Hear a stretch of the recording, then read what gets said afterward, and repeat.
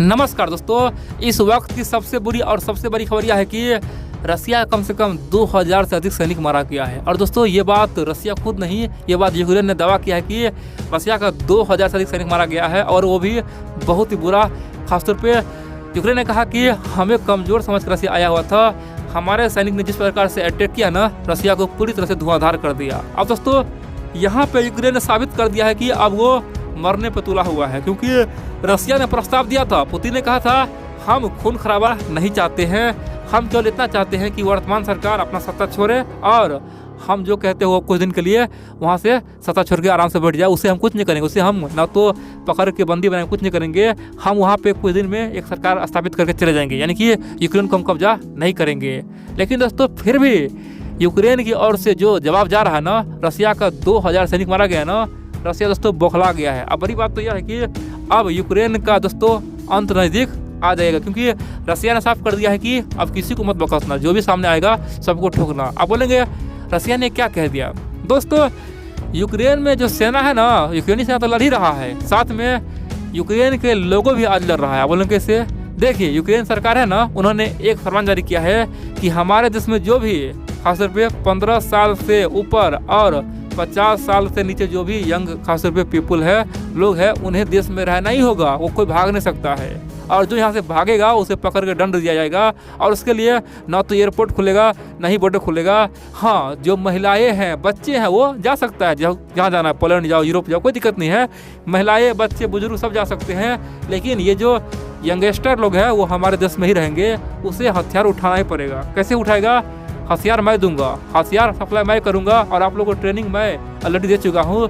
सबको self defence करना होगा और सबको गोरिल्ला वार यूज करना होगा। अब बोलेंगे गोरिल्ला वार क्या? दोस्तों जिस प्रकार से वियतनामी सैन्य ने अमेरिकी को हराया था, यानी कि जिस प्रकार से वियतनामी फौज ने गोरिल्ला वारफेयर से चीनियों को 50 चीनियों को मार दिया था और भगा दिया था, उसी प्रकार का टैक्टिक्स अब दोस्तों ये यूक्रेन अपनाने वाला है, और इसीलिए अपने लोगों को अपने देश में रहने को बोला है। इतना ही नहीं, यूक्रेन के राष्ट्रपति ओपनली एक फरमान जारी किया है कि कोई भी यूक्रेनी नौजवान चाहे विदेश में कहीं भी हो, चाहे कनाडा में हो, अमेरिका में, भारत में कहीं भी हो, उसे अभी के अभी देश में लौटना होगा।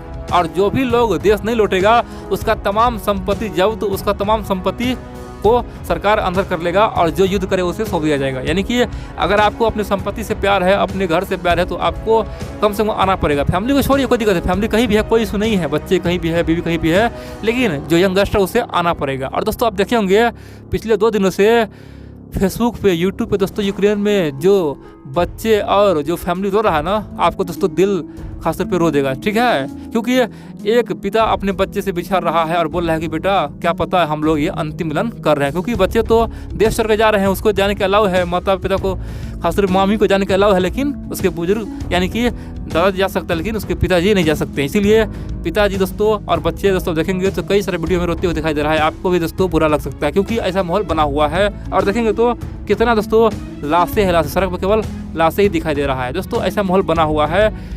लेकिन एक बात तो है दोस्तों, अगर ऐसा बयान ये यूक्रेन के राष्ट्रपति दिया है ना कि हम देश नहीं छोड़ेंगे, चाहे कुछ भी हो जाए, चाहे हमें यहाँ पे ख़त्म क्यों न हो जाए, क्यों ना हमें फांसी चढ़ा दे, लेकिन भागेंगे नहीं। दोस्तों इसका मतलब यह है कि ये अब जंग लंबा चलने वाला है। और इसीलिए आज से एक दिन पहले यूक्रेन के राष्ट्रपति ने ओपनली अमेरिका से और यूरोप से कहा था कि भैया तुम लोग बयानबाजी मत करो, तुम लोग हमें आने के लिए टिकट मत भेजो, हमें बोल रहे आ जाओ, हम खासतौर पे प्लेन भेज रहे हैं, ऐसा बिल्कुल नहीं मत करो। अगर तुम्हें कुछ भेजना है तो तुम हथियार भेजो, अगर तुम्हें कुछ भेजना है तो तुम हमारे लिए गोलीबारी भेजो, हम खुद लड़ेंगे, तुम लोग भागे, कोई दिक्कत नहीं है, नेटो से हमें कोई उम्मीद नहीं है, हम खुद लड़ेंगे और अपने लोगों को लड़वाएंगे।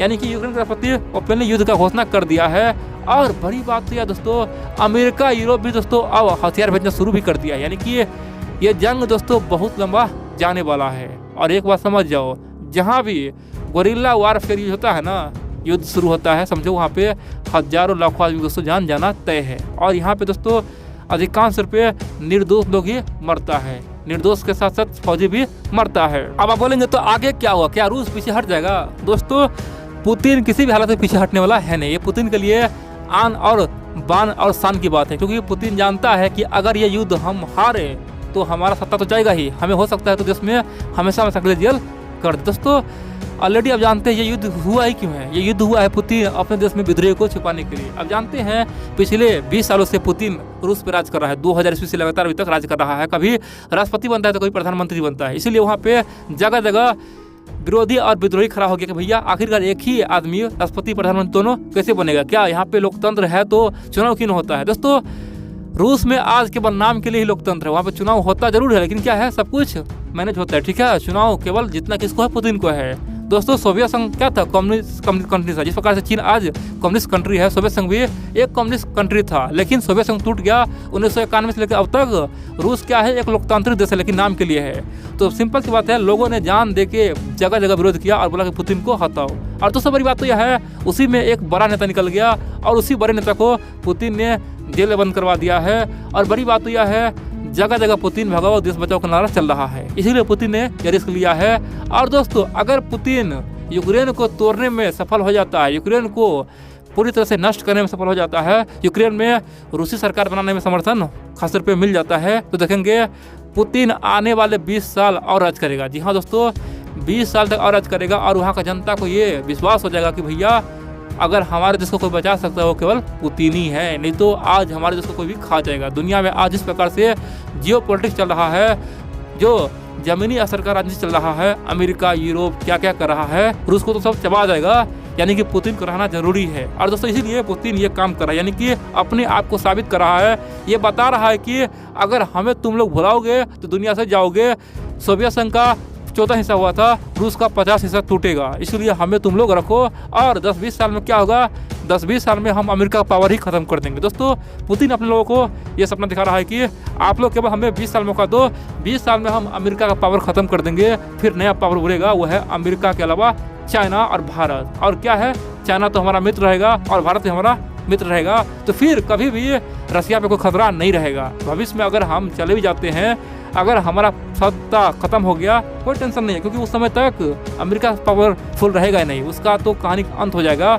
उस समय केवल भारत और चाइना महाशक्ति हो सकता है। तो क्या है, हमें कोई उससे है ही नहीं। यानी कि पुतिन ये कह रहा है कि हमें केवल 20 साल दे दो, अमेरिका को हम झंड कर देंगे, नेटो को तबाह कर देंगे और फिर तुम लोग देश चलाते रहना। दोस्तों पुतिन ऐसा अपने लोगों को बता रहा है, इसीलिए ये साबित कर रहा है। और यहाँ पे पुतिन को जीतना ही है, चाहे यहाँ पे एक परमाणु युद्ध क्यों न हो जाए। और ये बात हाल ही में पुतिन ने कहा भी था कि चाहे कुछ भी हो जाए, एक परमाणु युद्ध भी हो जाए, लेकिन हम झुकेंगे नहीं, हम तो अपना मंशा पूरा करके रहेंगे। अब यहाँ पे कई सारे मित्र बोलेंगे भैया जब युद्ध दोनों ओर से होगा, यूक्रेन भी खूब गुरिल्ला वार यूज करेगा, रूस भी करेगा, तो क्या होगा, यहाँ पे अमेरिका सब अंत में आ जाएगा। दोस्तों अमेरिका यूरोप कभी आएगा नहीं, क्योंकि एक बार जान लो, अमेरिका अभी कूद गया रहता है। ये मत समझो कि अमेरिका बहुत ही सीधा देश है, शांति से काम चलता है। अमेरिका नेटो आज मजबूर है, उसे पता है कि हमारे पास हाइपरसोनिक मिसाइल है ही नहीं। और दोस्तों दुनिया में 3 प्रकार मिसाइल होते हैं, एक तो होता है सबसोनिक क्रूज मिसाइल, दूसरा होता है सुपरसोनिक और तीसरा होता है हाइपरसोनिक। अमेरिका के पास, भारत के पास कौन कौन मिसाइल है, सबसोनिक है, सुपरसोनिक है, लेकिन हाइपरसोनिक किसी के पास नहीं, ना तो रूस के पास,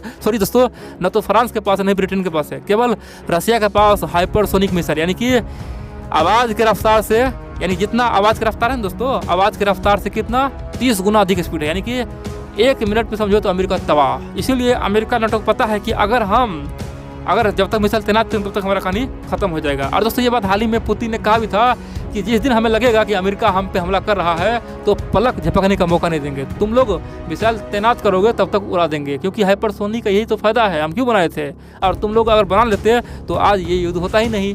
यानी कि दोस्तों ये गेम पावर का है, पावरफुल रसिया का है। और यहाँ पे अमेरिका ना तो कूदेगा, ना ही अपना कोई सेना उतारेगा। पीछेगा कौन, पीछेगा यूक्रेन। अंत में यूक्रेन हार के क्या होगा, रूस जो बोलेगा वही कहेगा और पुतिन का जीत हो जाएगा। फिर क्या होगा दोस्तों, पुतिन का जय जयकारा होगा रूस में, और फिर आने वाले 20 साल तक पुतिन का राज होगा। यानी कि पुतिन वहाँ का तानाशाह बनने का ख्वाब देख रहा है। दोस्तों यही सच्चाई है।